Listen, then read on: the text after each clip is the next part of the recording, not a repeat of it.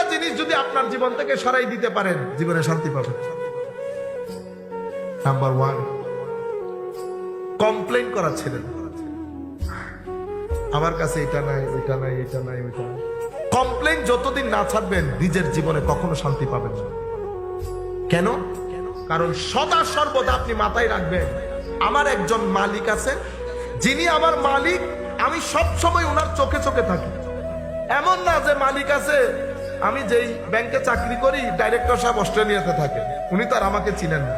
আমার ডাইরেক্টর যিনি, উনি অস্ট্রেলিয়াতে থাকেন না, ওনার কোনো অস্ট্রেলিয়া নাই, ইংল্যান্ড নাই, কানাডা নাই, ওনার কোনো মাস নাই, দিন নাই, আগ নাই, পিছ নাই, উপর নাই, নিচ নাই।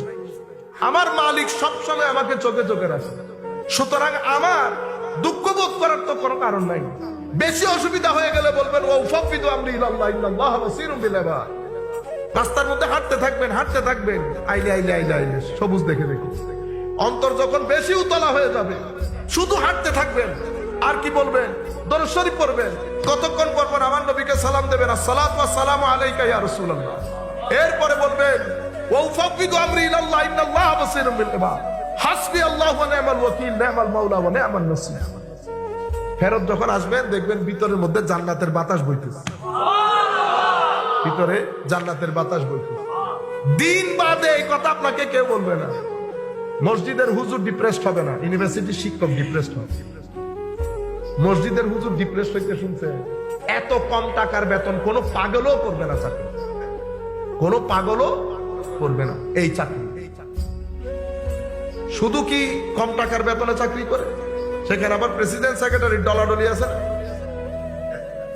কিন্তু আপনি দেখছেন কোনোদিন কোন হুজুর, কোন ইমাম ডিপ্রেশন হইতে? কিন্তু ইউনিভার্সিটির শিক্ষক, ডাক্তার ডিপ্রেসড হয়। আমরা তো কাজ করি বিভিন্ন সেক্টরে, বুঝতে পেরেছেন? কেন? দ্বীন, আকীদা, ইশক। আল্লাহর ওলির দরবারে যান, বেশি অসুবিধা লাগবে। কতক্ষণ বসে বসে থাকেন, বসে থাকেন, 3 মিনিট পরে দেখবেন উত্তর দক্ষিণ সিধা হয়ে গেছে। কেন? আল্লাহর ওলিদের সিনার ভিতরে নূর থাকে, নূর। তো নূর কি হয় না? নূর খতম হয়? নূর তো আবাদুল আবাদ পর্যন্ত থাকবে, বুঝতে পেরেছেন? তো যতক্ষণ বসবেন ওই নূর লাগবে, নূর লাগবে, নূর লাগবে। এই জন্য জীবন থেকে কমপ্লেইন খতম করে ফেলুন। নিজের জীবনের মধ্যে কখনো ক্রিটিসাইজ করিয়েন না মানুষের। আপনার কি দরকার, কে কেমন সেটা জানার। নিজের জীবন থেকে যদি ক্রিটিসিজম খতম করে ফেলেন, কমপ্লেইন খতম করে ফেলেন, আপনার জীবনের মধ্যে আপনি ক্রাইম খতম করে ফেলেন। 3C যেই ব্যক্তি খতম করবে, সেই ব্যক্তির জীবনে অনেক শান্তি পাবে। আপনার তবু যদি বলেন হুজুর মনে কষ্ট, হ্যাঁ, বন্ধু বান্ধব, ভাই ব্রাদারের মধ্যে দেখেন, যেই ব্যক্তি আপনাকে সম্মান করে না, সেই ব্যক্তির সাথে সময় অতিবাহিত করবেন। কথাবার্তা রাখেন, সালাম আলাইকুম, ওয়ালাইকুম সালাম। যেই ব্যক্তি আপনাকে সম্মান করবে না, সেই ব্যক্তির সাথে সময় অতিবাহিত করা বন্ধ করে দেন। বুঝতে পেরেছেন আপনারা? যেই ব্যক্তি জাজমেন্টাল হয়ে যাবে, সুযোগ দেওয়ার পরে 3 মিনিট পর আপনাকে বলবে আপনার ওই কাজটা এরকম হয়েছিল, আপনি এটা এরকম করলে ভালো হইতো, দেখছেন? এটাকে বলে জাজমেন্টাল হয়ে যাবে। জাজমেন্টাল মানুষের সাথে থাকবেন না, দূরে রাখেন। সালাম কালাম বন্ধ করে দিতে বলতেছি না, সহযোগিতা বন্ধ করে দিতে বলতেছি, মানে আপনি দূরে রাখেন। সেই সমস্ত মানুষকে সাথে রাখেন যারা মুআদ্দব, যারা কি মুআদ্দব। অশিক্ষিত কুশিক্ষিত হোক, কোনো অসুবিধা নেই। আদবালা মানুষকে সাথে রাখবেন। আদবে ঈমান, আদবে ঈমান।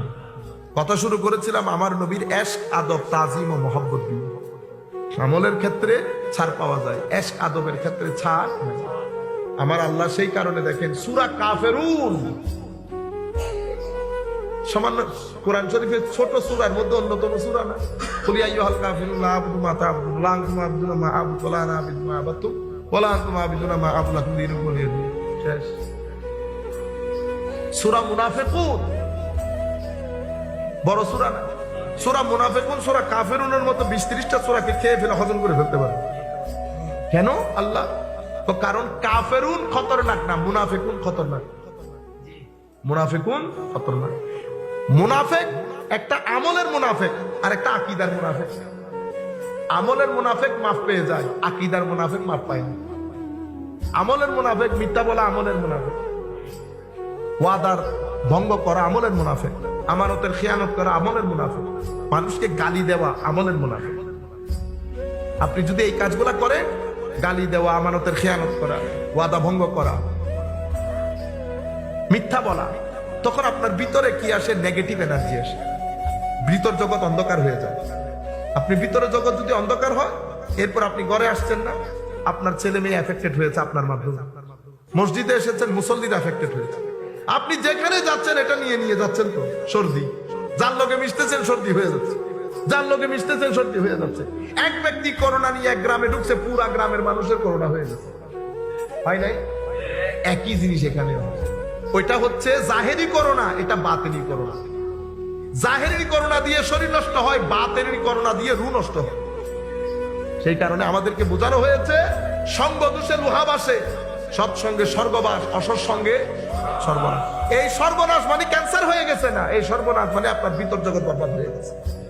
কত আচ্ছা বালা 12টা 14টা সুন্দর সুন্দর আম, আপনি ওই আমের মধ্যে মহব্বত করে 2টা নষ্ট আমকে একসাথে দিচ্ছেন, সকালবেলা হইতে পারেনি, 12টা আমের মধ্যে আরো 2-4টার মধ্যে লেগে গেছে না?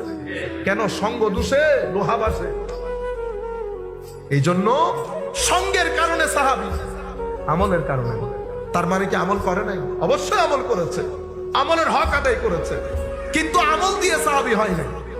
সাহাবী হয়েছে কিসের কারণে? সোহবতের কারণে, আমার নবীর সঙ্গের কারণে।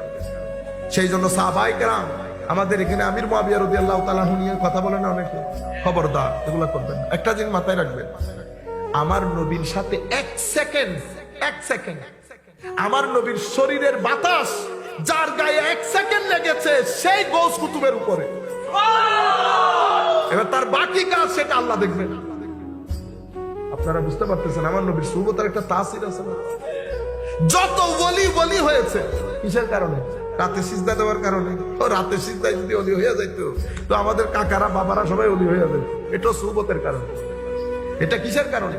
এজন্য সুহবত বাদে ওলি হওয়া যায় না। এজন্য আমার আল্লাহ বলছেন, ইয়া আইয়ুহাল্লাযীনা আমানু, ও মুমিন, ইত্তাকুল্লাহ, মুত্তাকি হও, ওয়া কুনু মা'আস সাদিকিন। তাকওয়া যদি সিনের ভিতরে রেখে দিতে চাও, তো মুত্তাকিনদের সঙ্গের মধ্যে অবস্থান করো। সুহবত ছাড়া এটা নসিব হয় না।